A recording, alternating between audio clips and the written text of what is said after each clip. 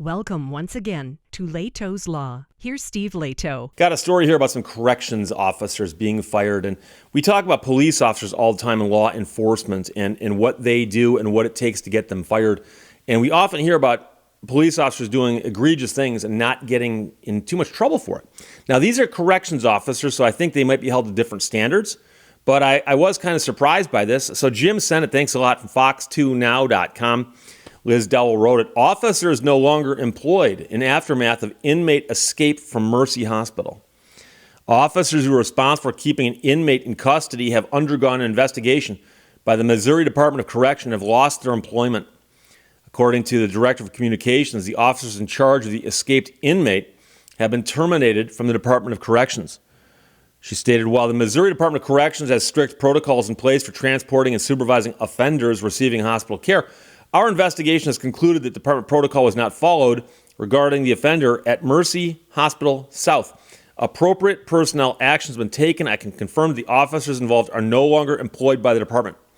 So the corrections officers were let go after they investigated about a guy who escaped their custody while in the hospital. Now, the search for the inmates ended. He's been returned to the custody of the Missouri Department of Corrections after he walked out of St. Louis Mercy Hospital South, where he was receiving emergency medical treatment. He left the hospital about 4 o'clock in the morning on September 21st and was apprehended shortly before 8 o'clock the same day on Watson Road in St. Louis. The man's mad dash for freedom ultimately ended around 8 o'clock on Thursday, nearly 16 hours after walking out the doors of Mercy. He had quite a bit of lead time, said St. Louis County Police Lieutenant. He said that officers set up a perimeter but realized the man may be in the South City area after a good Samaritan gave him a ride to the area of Chippewa and Arsenal. They didn't know each other. The gentleman was being a nice person trying to help somebody out. The man said the good Samaritan called police after realizing that the man he'd given a ride to had been at the center of a county-wide alert. So the man's walking down the road. Guy's driving by, looks over, hey, you need a ride? Gives him a ride. You know, hitchhiking is not that big of a thing anymore. I don't think I've seen a hitchhiker in years. But back in the old days, you'd see people hitchhiking all the time. It was common in the 1960s, and it kind of went out of vogue in the 70s and 80s. But I remember seeing people hitchhike. And I knew people who would tell me they got to school by hitchhiking. Now, they often got picked up by people they knew, but the point is that you could stand by the side of the road and hitchhike. And people don't do that nowadays so much. So authorities took no chances when the man was on the loose. They labeled him as dangerous because he'd been convicted of things. As photos of the 45-year-old started being shared more and more, possible sightings started being called in, one near Tower Grove Park. There was a political event going on of some sort where they were registering voters. He contacted those folks during the event. They were giving out food, and he obtained a hot dog. He obtained a hot dog. Now, that's a sentence I've only said once today so far. Did I say it twice?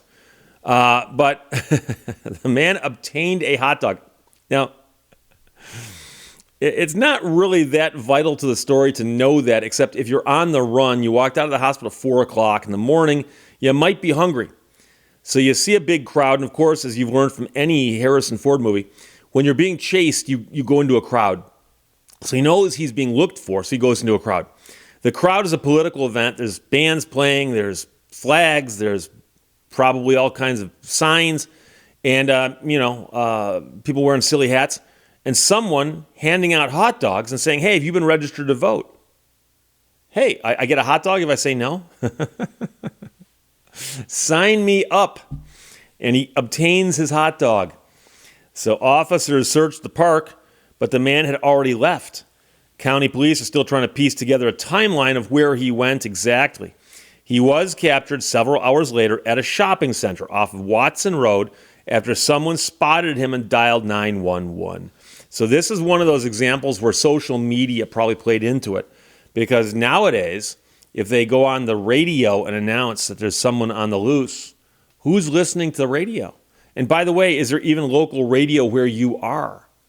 Because I can tell you right now that in southeastern Michigan, AM local radio like you used to have where you could tune in for community events doesn't really exist. And television? Good luck with that. Are they going to really break into, I don't know, the price is right to announce something like this. So I suspect what they did is they probably got on Facebook and posted photographs saying this guy right here escaped, walked out of the hospital, he's wanted, and he's considered dangerous. If you see him, let us know. So immediately one guy calls and goes, yeah, I gave the guy a ride. Sorry, but I picked him up here and I put him down there. Okay. So now they go search that area, and as they're walking around talking to people, somebody goes, oh yes, he came by here and he obtained a hot dog. He obtained a hot dog. Something about the way they phrase it I just like.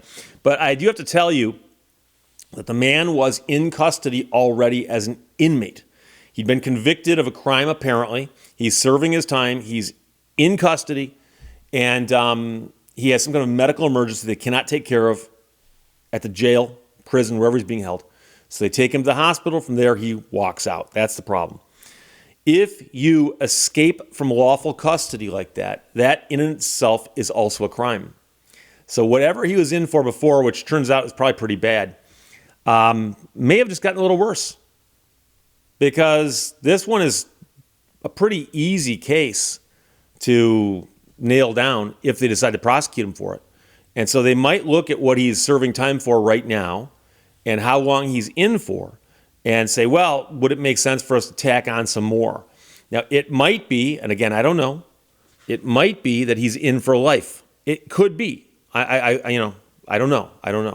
So if you're in for life with no chance for parole, you don't bother tacking on more, But if it's one of those deals where he's in for 5 more years, but he could get out in 3, you might want to tack this one on. You might want to. So someone right now is discussing this. Prosecutors and so on are discussing this, whether it's worth pursuing. And we might hear somewhere down the road that, yeah, they decided to prosecute that guy who walked out of the hospital, caught a ride with a stranger, obtained a hot dog, and then was picked up at 8 o'clock that same evening. And that little jaunt on his part might cost him some more time in jail. We'll see. So there you go. Jim, thanks for sending it from fox2now.com. Liz Dowell wrote that. Officers no longer employed in aftermath of inmate escape from Mercy Hospital. And that does raise the question. If it was police officers escorting somebody who was supposed to be in custody and they took them to the hospital and they escaped, would they get fired for that? Or is that just corrections officers who are held to that standard? That's the question I have. But I don't know if anybody knows the answer to that other than just simply saying, well, anecdotally, it looks like it might be different. You never know. Questions or comments, put them below. Let's talk to you later. Bye-bye. Thank you for watching Lehto's Law. You can't use up creativity. The more you use, the more you have.